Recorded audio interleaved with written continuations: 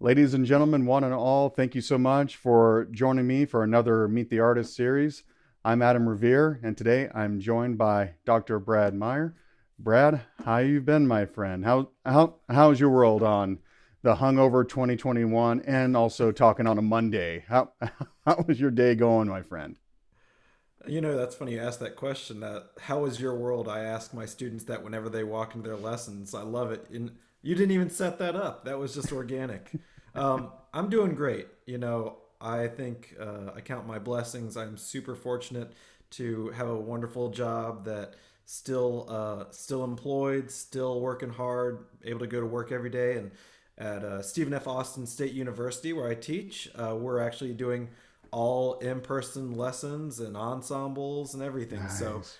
we're trying to be super safe and we got air purifiers and everyone wears masks, and being percussionists we can wear masks 24/7. So I'm really happy to be back in person, and there's always a couple curveballs every day or two that gets thrown our way, but you know we're musicians. It's improv. We just keep going and make it up on the fly and try to do the best we can. So it's Yeah, going good. it goes like, yeah, we are the musical Marines. Just like, you adapt and you overcome. So, I, and I wish I could say we were the musical Boy Scouts and be prepared, but I have no idea how you prepare for 2020. yeah, that was definitely like a complete wash. And so it was like, so you're at the so you're at say you're which university that you're teaching out of again? So I teach at Stephen F. Austin State University, and it's about 2 hours north of Houston or 3 hours east of Dallas, in a place called Nacogdoches. We just call it NAC. Every now and then I get somebody asking me, "Oh, Stephen F. Austin, how is Austin?" I go, "It's wonderful. It's about 6 hours away, and it's gorgeous." So I was like, yeah, because yeah, from where I mean, for me, it's like I've been well through the airport in Dallas, and I've been to San Antonio and Austin. Obviously not Stephen F. Austin. Yeah, yeah. So give us more because you're more or less one of the first like and well, actually, is like spoke with Eric Hines up in Chicago, but here we have an educator down the great state of Tejas, and Yeah. so I don't know. Are there any other states? I live in Texas now. I figured there was only one state, and then there's just everywhere else is what I think happens. yeah, you got the Republic of Texas is just Texas, Yeah, it's just and Texas, and then not everything else is just not Texas. So and so from a not tech from a non-Texan looking into Texas, like at your university is like how is pretty much the mood and everything going? I know you said that sounds awesome that you guys are actually having in person, and I'm not going to try to go into details and be a mask police or anything yeah. on you, but how's the flow going on for at the university level, like how you're dealing with it? How's that going along, and how have you been dealing with it, like personally, and how do you feel like the whole administration is kind of rocking it out to keep things moving? Yeah. Well, I'm biased, and I think we're doing it the best. So, but it was made pretty clear early on that we were going in person, and so Okay. our chair, our dean made a lot of preparations for that. Every faculty member has a like high power HEPA filter like unit inside the studio itself, and apparently the air conditioning system has some kind of X-ray light that kills all bacteria in it. And so we felt really prepared for the semester. And some people put up kind of shower curtain dividers, like especially brass players. The students have like a little corner where they're kind of behind some plastic, but it's worked great. And in terms of just like level of transmission, I personally don't know of any student to student transmission, at least in my percussion studio, and I haven't heard of any in the School of Music. Now, I could be wrong with the entire School of Music because it is about 500 people big in terms of Nice. students. That's a big School of Music, which we're really proud of. But I'll tell you that it's been really great. And the only time that we've had COVID issues are usually from students either going to work or family gatherings. It's usually when they're not at school that we have instances of self quarantining that needs to happen, or very small amounts of actual getting COVID. which, thank goodness, because it is pretty horrible. But I felt like weirdly the safest place to be is work, because I know if I go to the grocery store or to the Yeah. local big box chain supplier, it's shoot or miss. But there at school, I feel like I'm a part of the solution, or I could be a part of the problem. But I really try to just get on students and like, hey, get it over your nose, and make sure that we're washing handles in high contact areas. So it's been actually surprisingly safe, and surprisingly for me, it is good, because I was a little bit negative early on. I was Hmm. rather scared and to go back in person, but after being there for a little while, I realized it was one of the safer places you could be.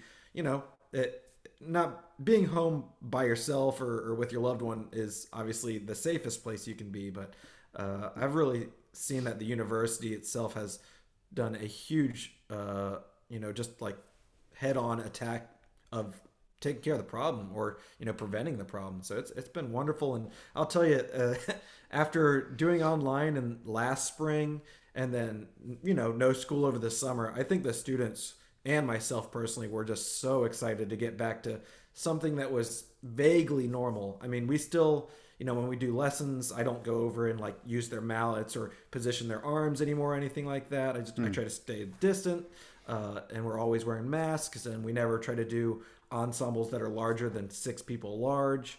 And it's just been like a breath of fresh air to be able to teach in person and to hear music in person. And we've had faculty give some recitals and some concerts going on. We've had a couple concerts last semester. We got another one this semester.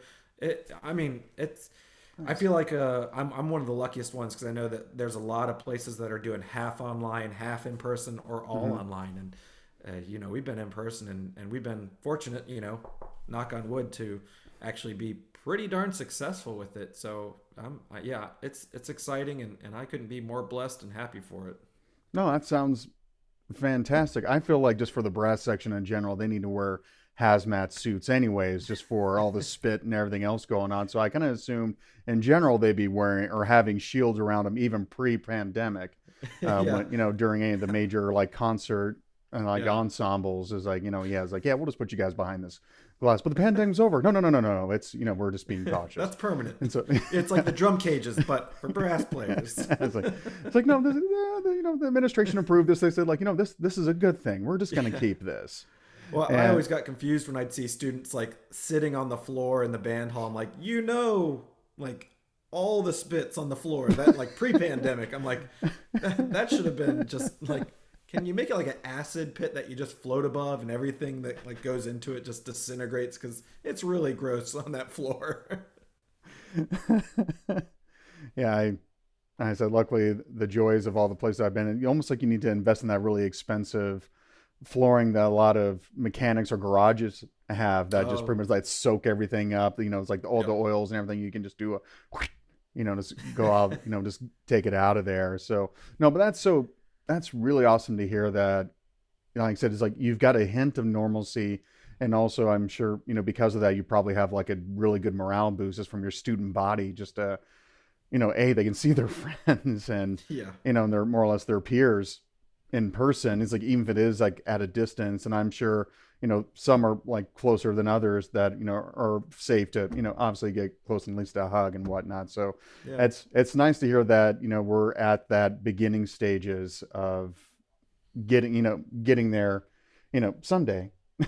So, Well, and it's we're all kind of trying to isolate as much as possible, but we are humans, and we need that kind of communication and social aspect to our lives. And it's sometimes it's just meeting outside. I like to disc golf, and so meet a friend or two for disc golf, and maybe play some music with somebody more than 6 feet away. And you just gotta be a human, but as safe as possible. And fortunately for us percussionists, we can wear masks all the time and be safe. So it's you got to count your blessings where you can, make do the best you can, and try to move forward, but be safe about it. no, that's fantastic. And now I get to ask you the all the fun in-depth questions. So, Uh oh. enough about the pandemic. We want to. Everybody's here about you. It's all about That's you. oh wow.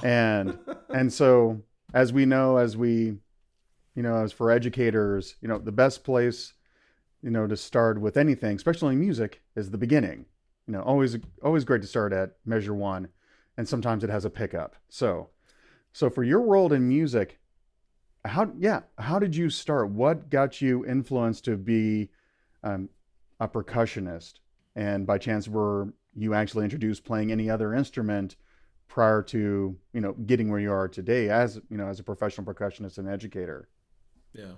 Well, if you want to take it from the pickup, it would be the Def Leppard, "Pour Some Sugar on Me" Yes. track that got me into music. But that was a little earlier than when actually I first started playing. I started out in viola in fifth grade, did that for a year. My brother, who was an older brother, played trumpet in band. And so I figured I'd play trumpet. My dad played trumpet. And so I figured we had a trumpet. So I'd probably, going into sixth grade, I'd switch from viola to band, probably pick up trumpet, and did the mouthpiece thing, did the, play paradiddles that I didn't know were paradiddles at the time thing, and get tested on everything. And I tested great on French horn. So I came home that day and I told my parents, I'm going to play French horn. And then my older brother drove up in his, I want to say, a 1970 red Chevelle that he had just purchased with a, super sweet, but definitely a high schooler's pretty beat up version.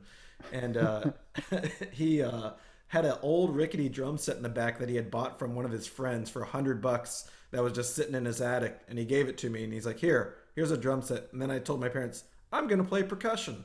So Okay. that's the original story of how I got into percussion. Was once a viola player, turned almost a French horn player, but eventually a percussionist. And so from then on, I was really fortunate. I grew up in Irmo, South Carolina, and had some fantastic band directors and fantastic programs both in the middle school and high school, strong concert programs, strong marching percussion programs, and strong concert percussion programs. So really lucky to be under band director Bruce Dinkins, Ken Turner, David Woodard, who kind of brought me up, and then some great percussion instructors, Mark Roddy and Andy Akiho, who's a fantastic percussion player and writer up in the Northeast, Nice. was one of my drumline techs who marched cadets. And then I went into the cadets and did the pit for 4 years, and just kind of keep snowballing from there. So yeah, I don't know. Sometimes I don't know how to talk about myself because it's such a winding road, but yeah.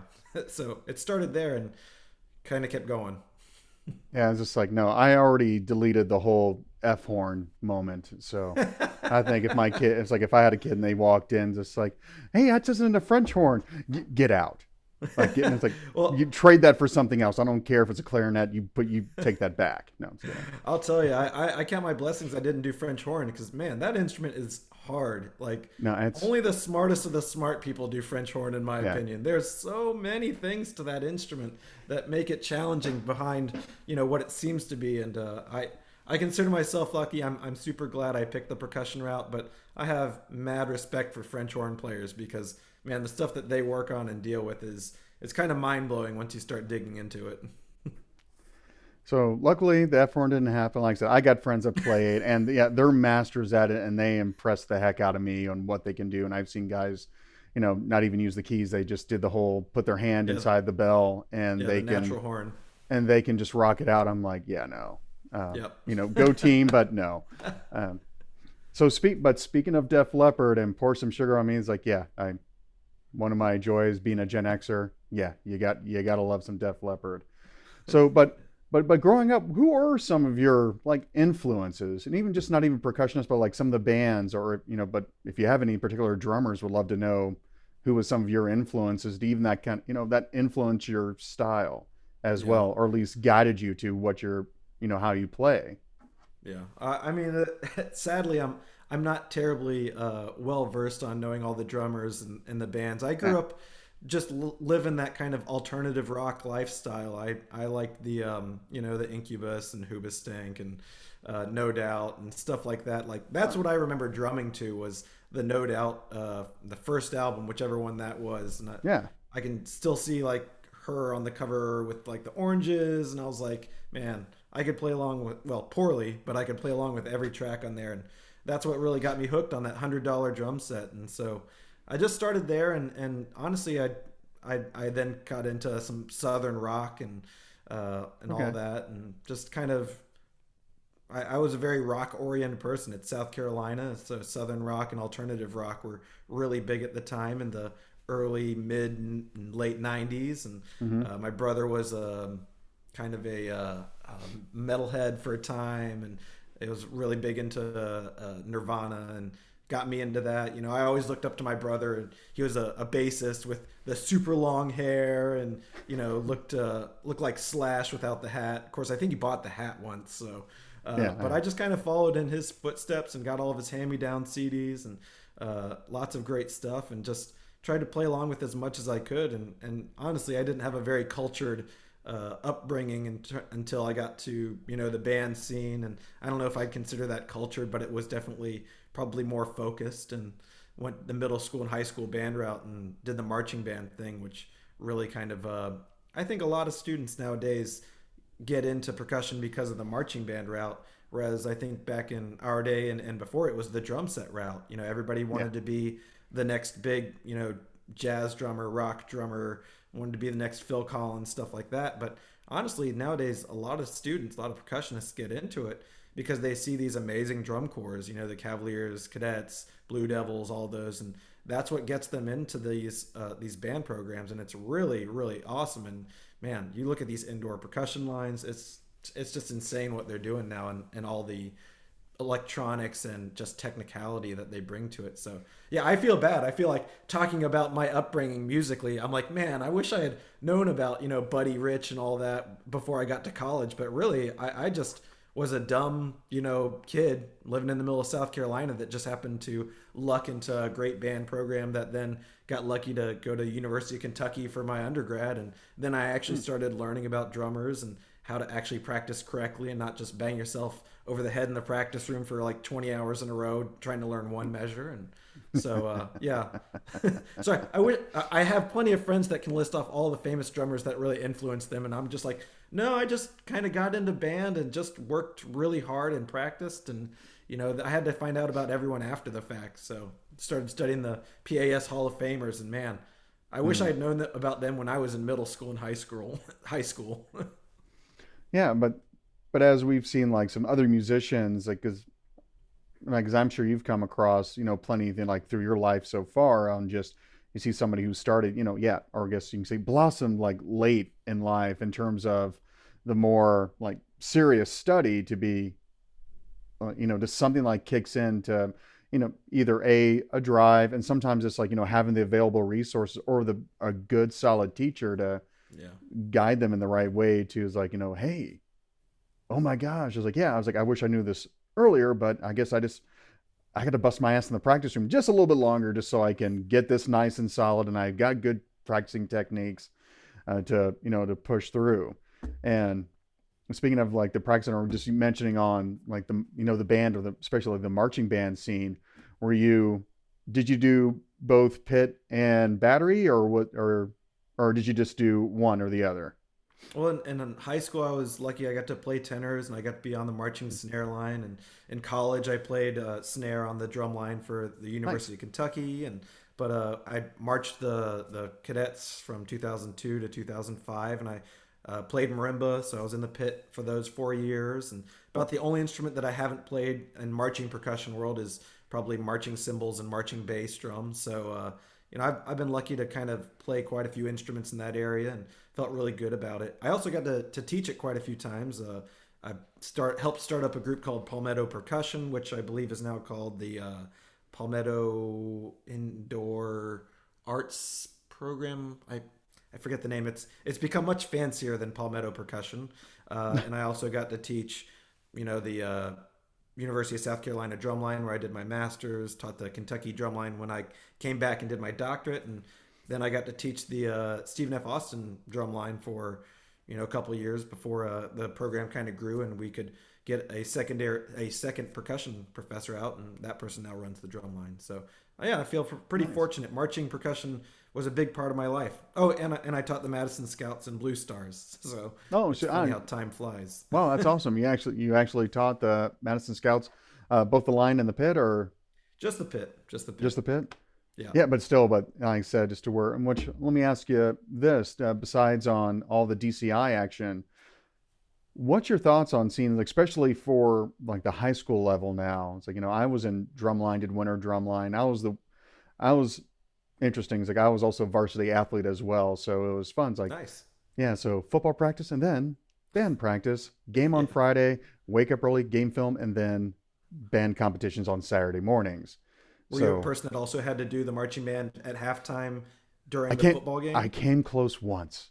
Because Came that's close pretty once. popular. Yeah, Yeah, it's like, I'm in Deep East Texas, and that's like a thing that's pretty common. I never saw it before, and man, those kids they work their rear ends off. They are putting in the time in the football field and the marching field. It's I don't know how they do it, but man, those are some amazing kids. I mean, I know I had an awesome support system, but yeah, I didn't really sleep much. Was at the gym at 5:30 in the morning every day, then school, and then practice, and then band practice, and then I also did winter drumline, and so that went in with track and field. I was a thrower, so Wow, good yeah, for you, yeah. man. That's a killer growing up experience. No, yeah, it's tons of fun. That's why I always get bummed out seeing kids. It's like, well, I can't do this. I can only. It's like, well, if your grades aren't suffering, do as much as you can, Yeah, because this opportunity may not, you may never get it again.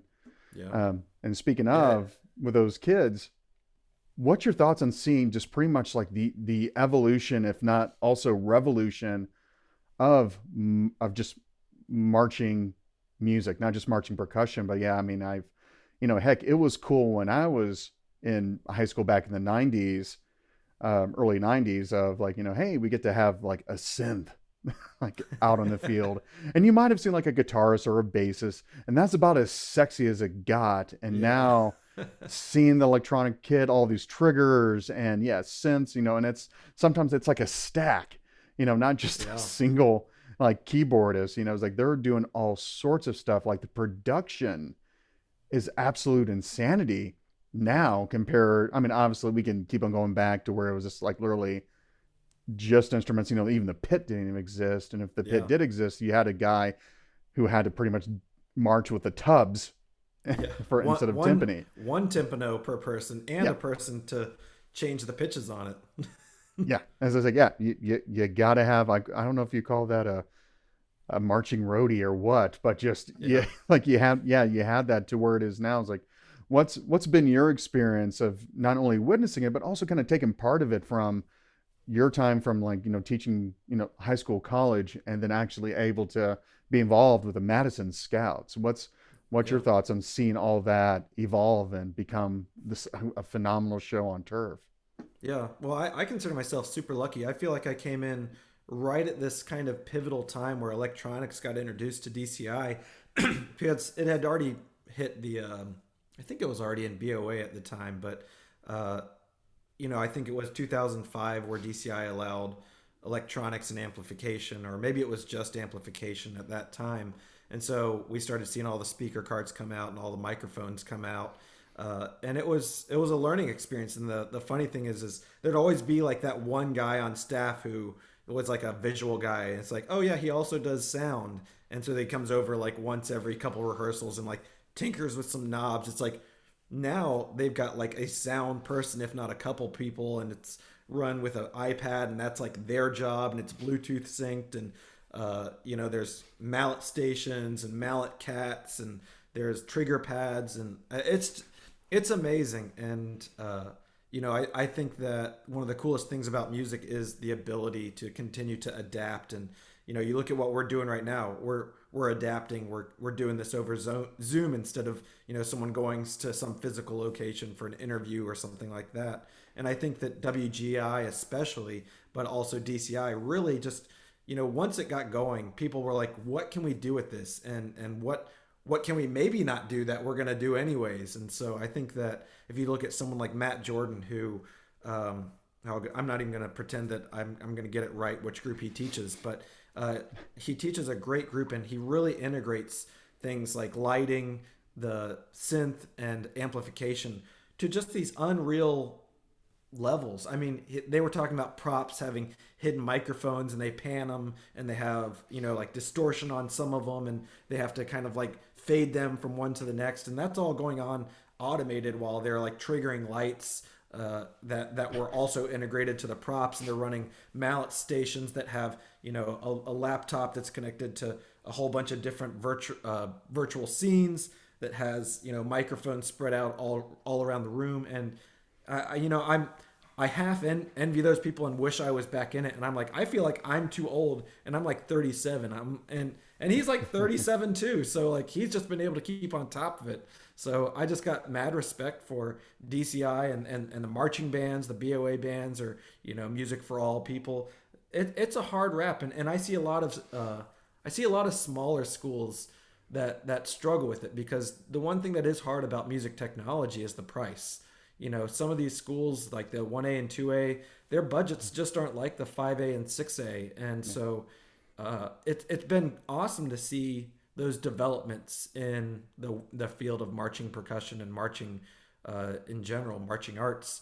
But the hard part has been seeing these programs that feel probably like they're being left outside the box or outside the stadium, because those systems, they cost hundreds of thousands of dollars if you really want to get something that works well and is effective. And then once you have them, you have to have the training and the people that can critique it. And then I judge marching competitions pretty regularly, and the Cool. one biggest complaint that goes on nowadays is if you hear the amplification, it's too loud.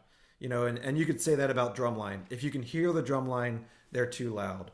And it's like this double-edged sword. It's like, man, you just spent $200,000 on this amplification and synthesizer setup, but now you can't let everyone hear it. And it becomes personal taste at then, and everybody's got their own thought on how much amplification is a good blend or not. And it's cool, because like you want there to be that innovation, you want there to be those sounds that can be used, but it stinks. Like I almost wish we could get rid of the competitive aspect of music and just like, why can't we just appreciate things and critique it as is. But we got to put a number on it, because it's just a part of the culture, and Yeah. sometimes things just have to be that way. So it is what it is. But I wish we could just kind of cheer on those groups and be like, you know what? Maybe the balance wasn't perfect, but man, good for you for stepping up. And maybe it's your first year using electronics, because not everything progresses for everyone equally. And so some people still in 2021 are going to be looking into electronics for maybe even the first time. And good for them. They shouldn't be penalized because they haven't had the budget, or they don't have some person that is dedicated, trained as a music engineer to come out and like fix their rig. So it's cool, but it's also it's a challenge for people. Yeah.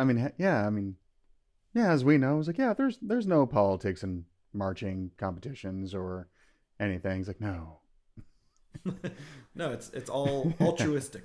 Oh, very, very, very much so. It's just like, yeah, and also for those watching who don't understand DCIs, it means Drum Corps International. So, again, I'm here with the good doctor Brad Meyer, pretty much talking about, in particular, like marching competitions. But DCI is just like the upper tier to where you've got, because I think DCI, they go as young as, like, you can be in high school to compete in DCI. I believe like a Oh senior or yeah, yeah, something. It's like I couldn't remember like the age requirements. Like I considered it at one point. It's like being from Indiana, we had Star of Indiana and some other like independents yeah. like I think nearby. But I think DCI. I think the all age core is literally any age, and I think the world core, or what's the term for it? It's always when I'm on an interview that I forget the names for things, but yeah, the world class, I think it's called core. I think that theirs is something like young high school to, I think it's 22 is the age out date at this point. okay, And so I've had high schoolers who are now college students in my program march different types of cores. So it's definitely open to a wide range, and the world class is open to a smaller range, but it's still, I think, mid early high school through late college. I know that because I marched cadets right after my high school year, so I was technically a high schooler going into college when I started, and I remember there being people several years younger than me at the time. no, Oh, that's cool. That's cool to know. I was like, yeah, I couldn't remember, but I thought it was like, once you kind of graduated like college or like, yeah, that 22, 21 was like Yeah, was the cutoff that's for that particular like yep, class. And that's right. no, but that's at least good for, you as a judge kind of have that recognition. Like, okay, yeah, somebody else might have had a better rig, but, I'm still going to give you some love for, using this, Yep. technology, getting involved and like, okay, I'm not, it's like, here, let me give you tips on how it could be better. But Well, I'm not, but at the yeah, same time, not just completely this like, okay, just, yeah, lacerate them on, the ever infamous tapes that, all yeah, the instructors would have had to listen to like afterwards. And because I think even, as a teacher, let me ask you this, because one thing I recall is having a student and phenomenal, just a phenomenal human being, one of the hardest workers and extremely just talented. And she did, I'm going to say it was like Flight of the Bumblebee. And, she goes, how should I play? Should I have like accents here or should I not? I'm like, well, and I said, go for broke. How do you hear it? How do you like it? And she was like, well, I don't want to keep on like adding, the pulse or the accent here. I actually want to do it this way. And I'm like, do it. Unfortunately, the judge wanted it done as it's been done for centuries or, for decades. yeah. It's like, as the composer like wrote it, there was, The common practice way. yeah, the very common Yeah, practice way. And yeah, that kept her from going to state, yeah, even though she knocked it out of the park. But that was like, yeah, just ripped on her like about it. So with your students, or just even, as us music geeks calls, like you have composers practice and you have performers practice. How is that in like, for your teaching style, and also just, kind of like inspiring, possibly like students to kind of like, okay, there's times to where you can, choose one or the other. I've found a balance of yeah, both. What's your approach with, even something with just musicians in general yeah. to, kind of help them just develop in any direction and in all facets.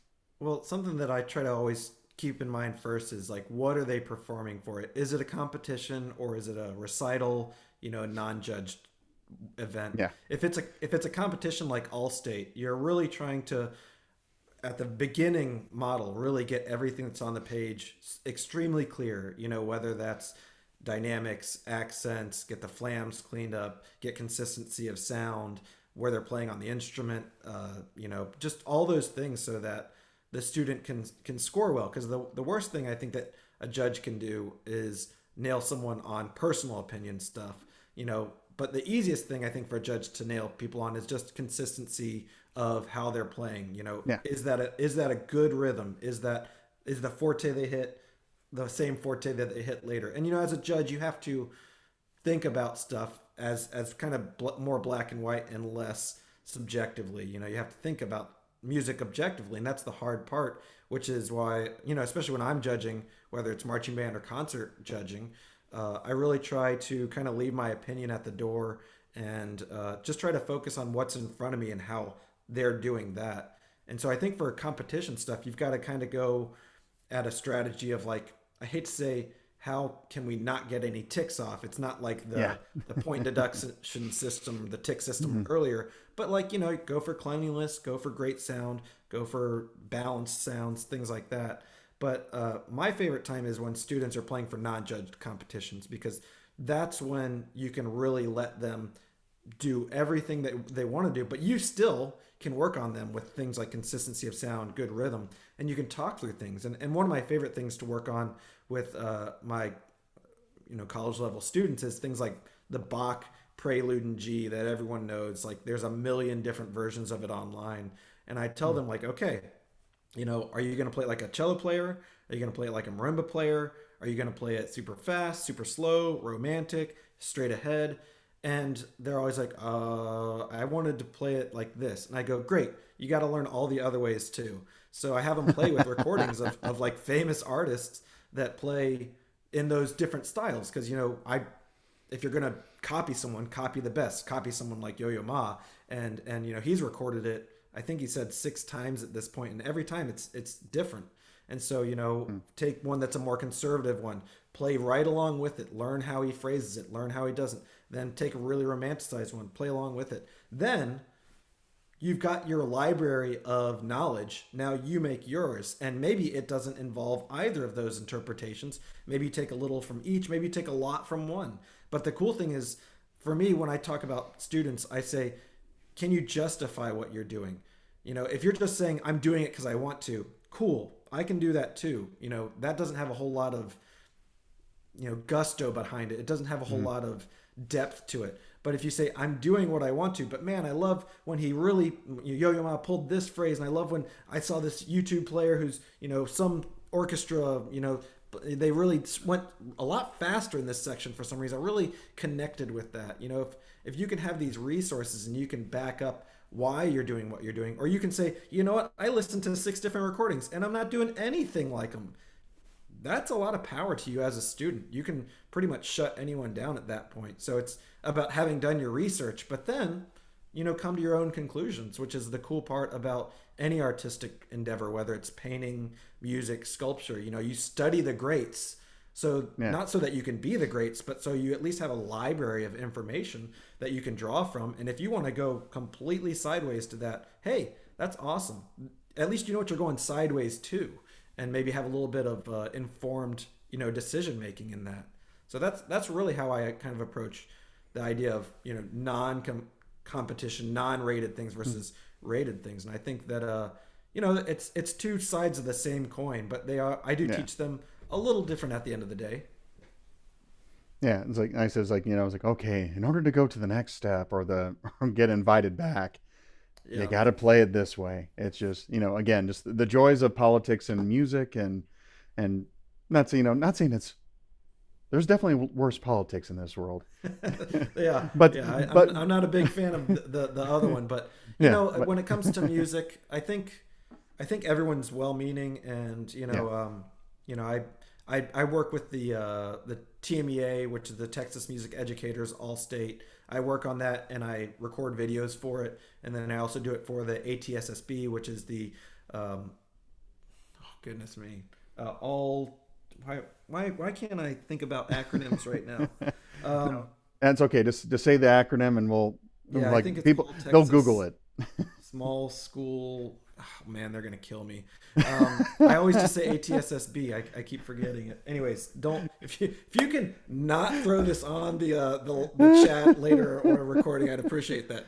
But ATSSB is the Small School Association that also has their own All-State, and so I record videos for them too. And so I kind of have to talk the talk and walk the walk, because I'm making these videos through Vic Firth as an educational resource for both of these really big all-state events. And, I only get about 2.5 to 3 weeks between literally finding out what the music is and having it recorded and published on Vic Firth's website. So when it comes to trying to figure out, how I can best help these young students, I have to think about interpretation. I have to think about how judges judge. I have to think about what I think is important versus what others might think is important. And then I have to kind of come to this conclusion on this, seemingly small piece of music, because, the snare drum piece is 45 seconds long. The mallet piece on some of them is a minute to a minute and a half. And within there, I take a lot of pride in trying to give these students a great resource. And it's not going to fit every instructor's, opinion on how things should be played, but I try to give them something that they can feel good about, that they can use to get better for themselves. But, I've even looked back and I've messed up 1 or 2 things in there, and I'm like, man, I feel bad for these all-staters. They got all this pressure on them or they put on themselves on this tiny amount of music, when there's so much music out there that can be played. And it's like, I hope they use these all-state things as a great stepping stone, not just to do all-state every year, but to do all-state, but learn how to practice, learn how to study music, to then keep moving forward and getting into, higher art forms, higher difficulty, higher technicality, higher musicality pieces. And so, while some people, it's like all-state, then we go to marching band, and then we do all-state, and then we do marching band. I hope that students do get some time in the middle there to, I'd like to play this 4-mallet piece. I'd like to play one of the rotations by Eric Samut, or I'd like to play something by Ivan Trevino that's not on the all-state list. So, with these all-state videos and all-state stuff, it's like, there can be a lot of politics behind it, but I think at the end of the day, it's about a lot of people trying to choose music that they just believe is good music that explores a lot of different skills for these high schoolers to help develop and become better musicians. And sorry, I'm going on a little all-state rant, but it's definitely a big I, thing here in Texas, and it has a lot of great things to it. And I hope that people keep kind of exploring music not just in the competitive aspect, but use it as kind of a springboard to all types of music. no, but that's awesome. I'm just, having that outlet available for that growth opportunity within music, and also just sounds like just in general overall growth as a human being. And so before I go to our next little segment to where I'm going to, as a lot of people who have seen some of these interviews, I'm going to ask Brad, like, what's been some of his best, his worst, and weirdest moments as a musician? And since he teaches at a university, I'm sure they're going to be fun. But first, I'm going to do a little something we call like the Hal Leonard Shoutout. So for those who don't know, Hal Okay. Leonard is our distributor for Tycoon Percussion. And so I want to give a shout out to a drum shop that is in Texas. It's in Austin. It's not next to your Austin University, That's right. but still, it doth in Austin, and it is called. Let's see if I can get this thing going. Yay, technology! Yep, Tommy's Drum Shop, located in Austin, Texas. So, obviously, Brad, I know this is mooey miles and hours away from you, but Well, in so I know. Texas, six hours is really just next door. So Yeah, so we always like to give a lot, just Hal Leonard, but I think in general for I think just and especially now for those who need that outlet, or especially for us percussionists, like yeah, we can thwack a drum like it owes us money, and it allows us to get on with our days, like definitely emotionally and spiritually and everything else. And so for those down in Texas, we wanted to give some recognition and some love to Tommy's Drum Shop. So for those who are in the area, and from the looks of it, luckily there's, it's a drum shop, so it's awesome. And out of that, so and and I have to put a little plug too. oh, ATSSB is the Association of Texas Small School Bands.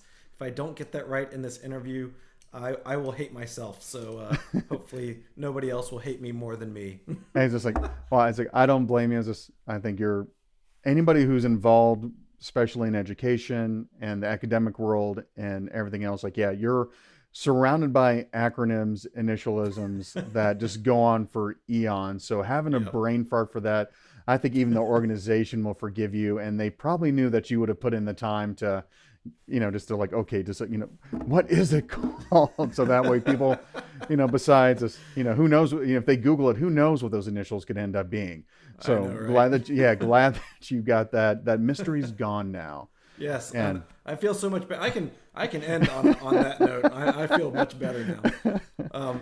But yeah, you talked about the most weird, unique, best, and uh, there's obviously being a musician. I'm really fortunate. That's one of my favorite parts is the ability to travel and go different places. And I think one of my most memorable times was probably around 2000. I want to say 11, and me and this kind of large chamber group. It was comprised of about seven percussionists, two piano players, a conductor, four saxophone players, a composer. We got selected. The group is called Explorium with an X and with oh, and an exclamation point at the end because if it's not there, then it's not exciting. So an boom. X and an exclamation point, it's a really rock'em sock'em group. And so this is a fantastic group full of super talented people and myself, in addition to those people, not included. And so we went to Taiwan. We went to Chiayi No. for which is the town, and we got invited to go and kind of perform these large chamber works for this band festival. And it was one of my earlier times that I'd ever been out of the country, and it was an amazing event. First of all, I mean, just to be there, it was all set up by the local government, and they put us up in some great accommodations. Got to do a lot of sightseeing, see some temples, see some different areas, and try some amazing food. But I remember we did like several events. One was on a stage, one was this other performance that was on kind of like an outdoor stage, and then one was just this outdoor air concert. And we kind of roll up, and it was raining, and we're like, okay, it's raining, it's outside, this isn't good.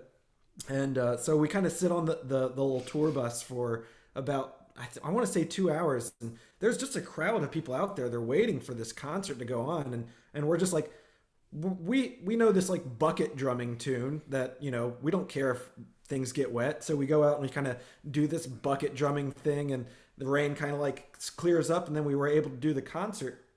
But what we hadn't totally been told is that there was a monsoon on its way, like a hurricane was on its way. But it's called Okay. what's it called when it's not a hurricane, it's a typhoon. So Oh, there was a even better. typhoon coming, and we had a show that afternoon, and then a flight early the next morning. And so we were like playing in the beginnings of this typhoon, and then we had our flight going right out in the middle of it. And on top of that, one of our members had a wife that was 9 months pregnant. So it was just kind of like one of those. This could go very bad in a lot of different ways, but we went out, we played some music in the rain, we had a great time. We got home, the wife hadn't gone into labor, so everything worked out. But that was one of those very interesting trips that I'll never forget, and wish I could, or I hope that I get to go back and see that area too, because it was gorgeous. Yeah, that definitely sounds like a party. Yeah, I was like, yeah, never opened up for a typhoon. So yeah, I think that's definitely something you can definitely brag about on any on any resume. It says like, oh yeah, yeah, just say yeah, did it. Soon, yeah, the typhoon came by. Yeah, we're just off to our next gig, yep. and so it was it was exhilarating, and it was a lot of fun. It's funny how the performances that you give in the worst conditions usually turn out to be your favorite in the long run. and I think that's how a lot of strange things is like. I mean, even in think both for like music and sports, as to where for us, like the show must go on. We'll do and whatever, but you kind of have more fun when you have something that's so imperfect happen Yeah, that you just kind of work with it and blend with it. And I said, I think even as a kid when you're playing sports, it's like if it was rainy or snowing, it's just like it's like hey, we get to play in the mud. To where if it's it's like hey, a typhoon's coming, yeah, let's get the buckets.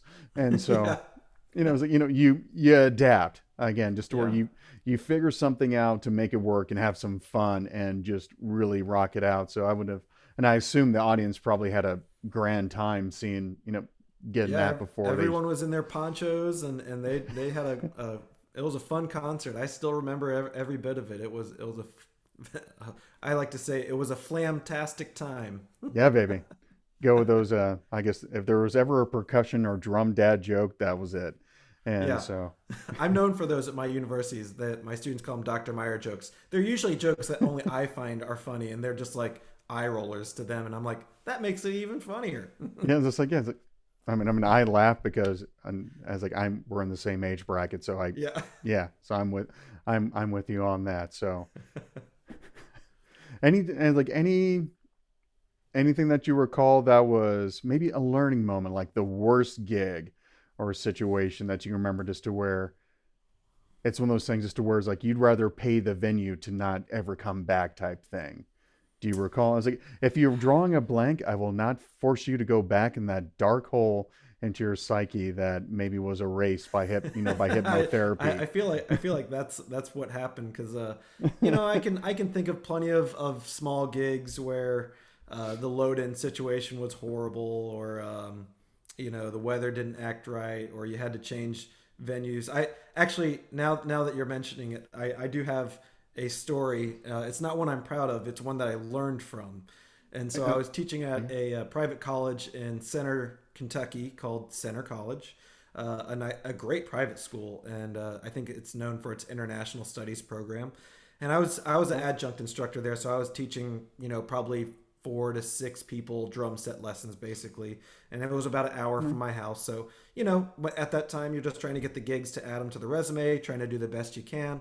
And so they have a really friendly, great faculty, and one of them said, "Hey, we've got this. We're doing a musical," and I don't even remember what the musical was, but I just said yes because you just say yes to everything. Yep. And I was like, "What date? What time? Oh, and it pays. Great, that's good too." Yeah. So I show up, and they're like, "Yeah, we're gonna start rehearsal around 4, and yeah, so you're gonna play drum set, and here's the charts." And So, I needed some toys and all that stuff. So I come in at three o'clock, which is, when you should as a drummer. And I Hmm. realized that they haven't told me where to set up, but it's a really small campus. So it was either the big stage or I didn't know where else. So I just started setting up on the big stage, and it's like 4:15, and nobody's there. And I'm like, okay, I have to be in the wrong space. So I'm like running around like panic. You know that fear of like Yeah. I'm at the wrong gig or I'm at the wrong place or I Yes. did something stupid and left my music at home. That anxiety is occurring. And so while I'm like running around, it's like 4:30, and I'm just like, okay, I'm gonna pack up. I obviously missed the gig. Nobody's answering the calls. Nobody's answering emails. The Yep. director walks in and she goes, "Oh yeah, yeah, we're starting at 4, but we never get started on time." And she was the first person. I hadn't even seen students. So this thing gets rolling 5:15 ish, and I'm not happy because I value everyone's time, and I hope Yeah. everyone values my time. And so they put us behind the stage, and the lady says, "Okay, we're going to start up here, and we got everyone now going. So I've got you all a TV screen, and the TV was like this big, and it was for a group of 8 musicians. So a little spread out, and we're all Yeah. backstage. And then she says, "Okay, I'm going to direct from in front of the stage, and you guys can just watch me, and I'll just cue you on the TV." And the camera they're using is from the back top of the stage, and it's a fisheye. So she's Okay. on this screen, and she's about this But big, and there's nothing else that we can see that's on stage. It's all just the very back. There's no see through. It's not an orchestra pit or anything. So every time she starts, we don't start on time. And every time she wants to stop, we didn't stop. So I'm getting beyond frustrated because I'm like the only faculty-ish adjunct person mhm. there, and I'm playing along with like 7 other students. So I'm trying to keep my cool, trying to be professional, trying to be the older person in the room, and I like just start losing it. I'm like, we can't hear you or see you. And so finally she gets it, and she comes back, and she can't see anything because the stage is a black wall. Like backstage is a black wall, and then the stage in front of that, so she can't see the actors. So nothing goes right. I was told it was going to be like an hour rehearsal or two. Mhm. It turns into a 5 hour rehearsal. So Oh God. I'm like losing my metaphorical hair. And I get my car loaded up. It's like 11 o'clock. I'm married at the time. And I'm like, okay, I just need to get back home. Mm. So I was not happy. And I may have driven a little too fast and may have passed cars a little bit too much and may have gotten a ticket or two for speeding and aggressive driving. And then to top it all off, the fees I had to pay for the speeding ticket and the aggressive driving ticket were the exact amount I was getting paid for the musical. So I was like, awesome. So I just went through all this and get to play 4 shows of this for free. So lesson learned: don't drive angry, and just get all the information beforehand. But I count that as a learning experience for myself, and ever since I've never sped ever. That's no, that yeah, no, that's money. That's hysterical. And I was like, no, and yes, a phenomenal lesson to share with those watching and listening. I think this is an excellent lesson for all of us as to where it's like, even at that, he's like, yeah, I feel you, just where you get, when things like that happen, you get those, I guess you can call them like those anxiety sweats, just to where all of a Yeah. sudden you're just you just speak, your body turns into Niagara, Yep. and you're like, and then on top of that, it's like steaming off of you because you're just livid of Yeah. everything going on, and you're freaking out, and it's like, yeah, you're trying to keep everything as kosher as possible and professional, and yet you're in this great unknown. But no, thank you for sharing that. That's one of the better worst or bomb stories I've heard so far. So I'm liking that one. Well, So, if, but if if it can help someone not get a speeding ticket, I really think that it was worth it to tell that story. I think so too. Just to where, even with all that frustration, don't put yourself in this situation to where you lose that money. It's like, no matter Yeah. what how much it is, like, if it's to a point to where it immediately just goes away, it's just like, yeah, then you're you just whipped out a double barrel and shot your own leg off. So Yep. Pretty much. on a happier note, we shall move on. I and since we're at that time, we're getting close to wrapping up, but I Yeah. would love to know. So, Tycoon Percussion, how did that magic happen, and what drew you or vice versa to Tycoon Yeah. Percussion? Well, the cool thing about Tycoon is that, I love the company. I think it was about 2010 when I signed on with the company. As you get older, the years they all start to blend together. But Hmm. I had taught Madison Scouts for 3 years, and Madison Scouts are a very big Latin oriented kind of group. They play a lot of, just Latin charts. And I also, it's kind of funny when I marched cadets, we played Malagueña. And so a lot of hand drumming, a lot of timbale work, stuff like that goes on those shows. And I had a good friend who was actually a member of Madison Scouts when I taught it. He was a pit member, Tony Lapsansky, and he was one of the early members of Tycoon's kind of artist relations. And he said, "Hey, man, you play hand drums, you play, you know, Afro-Cuban stuff, you play all like just. I try to play as much as I can, just like any other, hopefully good general percussionist." And he's like, "You want to join on?" And I was like, absolutely, because I checked out the instruments and I love them. And I was just kind of before the interview rifling through some of the site, and I was like, man, Tycoon makes some of the coolest looking drums ever. Like Hmm. those Cafe Con Leche Oh drums. yeah. Oh Holy cow, those look butter sweet. And so for me it was a real easy sell. I was all about being on board with Tycoon. I actually did a lot of work with like maracas, and so one of the first things that I really enjoyed about Tycoon was the different kind of varieties of raw skin, raw hide yeah. Mm, maracas that are offered. nice. And the Yeah. various sizes. Because one of the things that I really like playing is Joropo style maracas, and I don't do it Oh, anywhere close oh to wow. authentic style. I kind of do the Brad Meyer version of it, but especially some of those smaller rawhide skin maracas have just been amazing. They last forever. They sound great. They travel well. I mean, it's just like a win-win-win with those things. And so I've really enjoyed that. And a lot of the other things, that new triple face cajon, like Oh, the that's triple play. Yeah, that. yes, Oh yeah. that thing is sweet. A little bongo action on the top of it.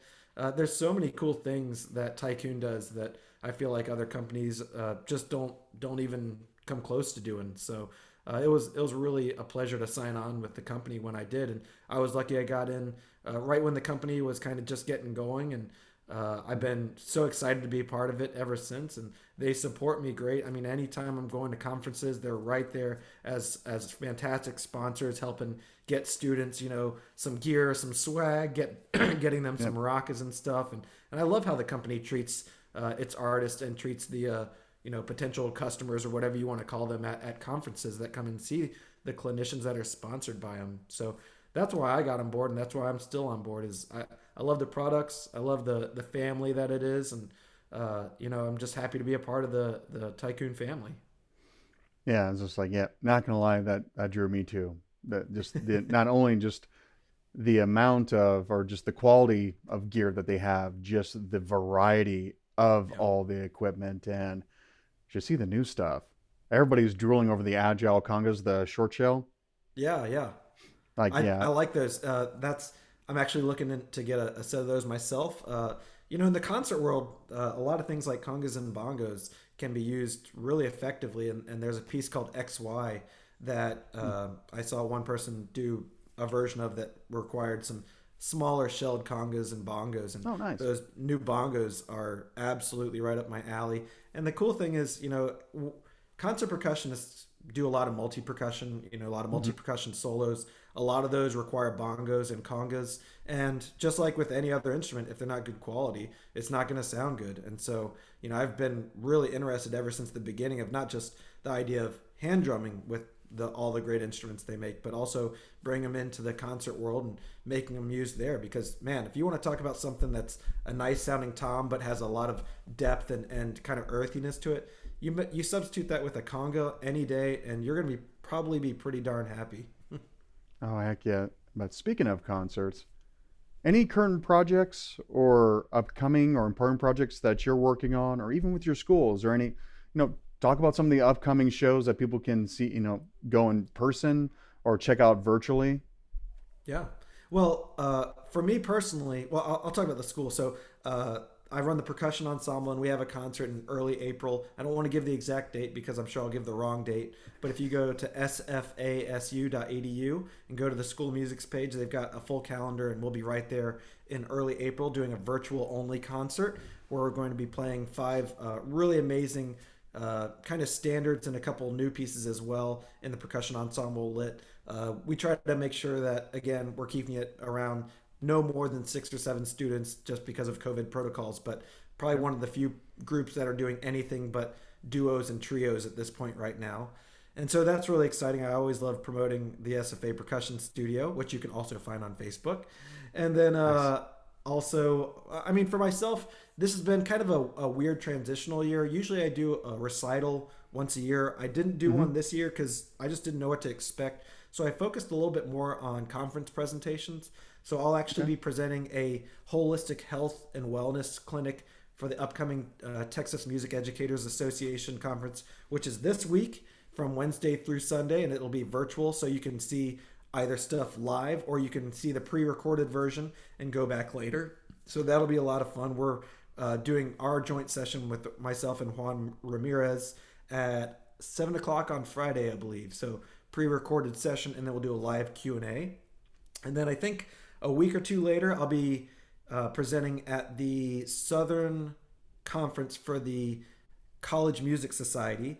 And me and Dr. Steve Lias, who is the composer in residence at Stephen F. Austin State University, who wrote me a marimba solo quite a few years ago, we made a newer, kind of more undergraduate-friendly version, and I re-recorded it with him. And so we're going to give a presentation in a couple weeks called like Harder Mallets, when composers and percussionists need to talk and kind of like make a piece more playable. And so it'll be fun because I recorded that over the winter break, and we'll be talking about that live. And then the National Conference on Percussion Pedagogy, which I forget, I think it's held at Texas Tech this year. It might be virtual, it might be in person, but I've been invited to present on a title clinic called Helping Young Percussionists with Health and Wellness Issues, especially mental health and wellness issues, and also be performing a marimba solo or maybe a vibraphone solo. They haven't really chosen yet, but I'll be performing there. So a couple conferences to play at and present at. Typical semester. I was gonna say that's just Monday. Um, Yeah, yeah, no, but that sounds awesome. I was like, and I would have to say the slogan that for those who aren't too familiar with Tycoon Percussions, like one of the the main slogans for the company, which I always call Tycoon. It's like an international mom and pop organization because it's just a more renowned like family run business. yeah. There's faces to it, and obviously you get the pleasure of meeting this fine teacher and performer through this interview today.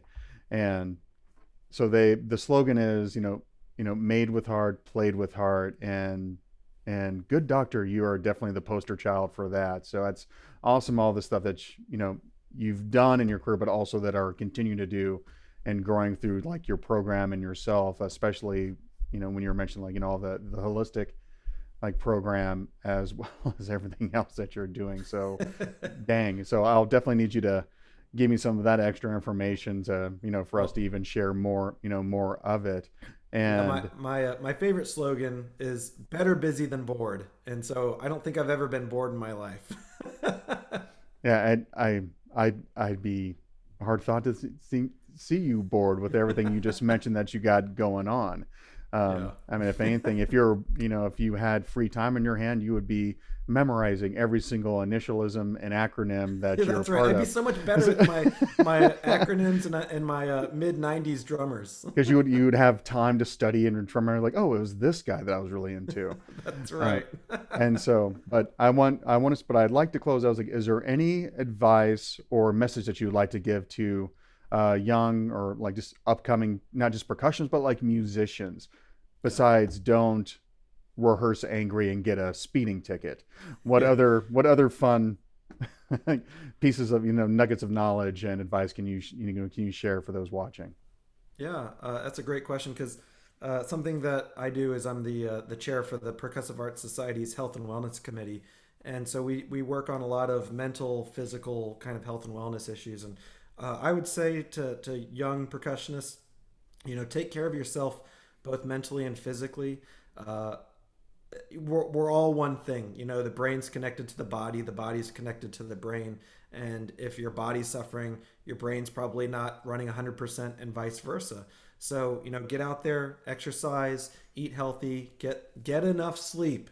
Those late night study sessions are just, if you do one a semester, cool. But if you're doing them like on a weekly basis, you got to start scheduling. So it would be take care of yourself mentally and physically, and my I guess my one real heart to heart for college students is every university and college has some mental health counseling program that's either free or significantly reduced fee. Go into therapy, go into counseling, even if you feel great about your life, because counseling and therapy are not things just for when you're at your worst. They're things that give you tools to help you mentally so that when you have a rough time, if you're having a hard time in your life, whether that's financially, whether that's with your family, whether that's in a relationship, whether that's at school, you have these tools to help yourself not maybe be happy, but to definitely help yourself from getting to the lowest lows. And so I would really encourage, if you're in college or if you're not even, but especially college students, you almost assuredly have access to super cheap, if not free, counseling and therapy. Take use of it. It's just like a gym membership that you have to pay for.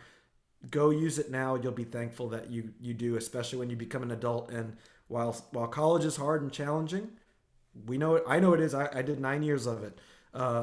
After that's even more challenging, and that's not a threat. That's a be prepared, and then have a great life because you are prepared. No, that is fantastic. And oh, and you got a lot of love on the feed over here. So every time you ever saw me looking over, it was pretty much just seeing all the I love it. support. And I was trying to think somebody like was like, who was a gentleman that you mentioned? It was like Tony, yeah, Lapsansky, yeah, Oh Lapansky or yeah, Tony Lapsansky. Lepsansky. Yeah, Yep. And so yeah, somebody's like, shout out to Tony yeah, he's a Lapsansky. good guy. Yeah. So the person that posted was Sam Rampage or Sam Ramp. Yep. So it's like somebody who knows Tony, and Tony is you're doing an awesome job. So Yeah. but the ultimate closing part, how can people, keep track of all your musical adventures and projects? So more or less how to politely and professionally stalk and follow you. So what's the best ways to do that to be supportive in your career? Yeah. Facebook's the kind of gold standard for me. So follow me on Facebook. Also, you can go to my website, brad-meyer.com, and that's Meyer. Or you can, if you want to see what the Stephen F. Austin State University Percussion Studio or Steel Band's doing, you can simply visit the sfasu.edu and search for the School of Music. We've got a really easy to browse calendar. And so, yeah, Facebook, my website, SFA, that'll all take you to the same place. Or email me, Brad dash, or no, Meyer, BE at sfasu.edu. And I'd be happy to help assist anyone in finding anything out about music. Now, see, he had a hard time remembering the initials and everything else in his email. So that tells you how, Yeah. so that tells you what he's drowning in people. So again, so Brad, thank you so much for, taking the time for this interview and sharing, everything that you're involved with and your thoughts and your great stories, not just about, how you came across Tycoon, but also just the, the Typhoon performance Yeah. and the speeding ticket and the phenomenal advice and all the great stuff that you're doing for the community, in health and wellness. That's absolutely fantastic. And I'm definitely proud to, be a part of the Tycoon family. I know, people like, it's people like you or more or less the average and kind of like the standard for what Tycoon has. So quite a I love it. blessing Well, that. thank you so much for having me on. It was a true honor, and it was great to chat with you. And I hope people watching, stay tuned and catch my students and my performances, and love being a part of the Tycoon family. So thank you so much for having me. No, thank you, Brian. So for one and all who've dropped by and who are watching this, be it now or later, again, thank you so much for dropping in. Take care, be well, stay safe. Until the next time, keep the music going, my friends.